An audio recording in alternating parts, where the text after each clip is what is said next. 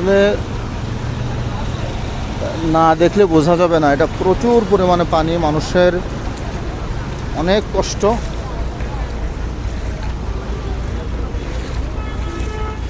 আমরা মোটরসাইকেল নিয়ে আসছিলাম, কিন্তু আর সামনে মনে হয় ঢুকতে দিবে না।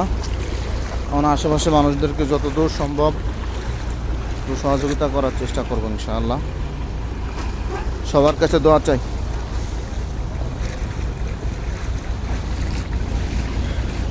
প্রচুর পরিমাণে পানি। আসলে ভারতরে কিভাবে যে শাসন করা যায় আর কিভাবে গালি দিলে তারা শাস্তি পাবে বলা যাচ্ছে না, কঠিন অবস্থা।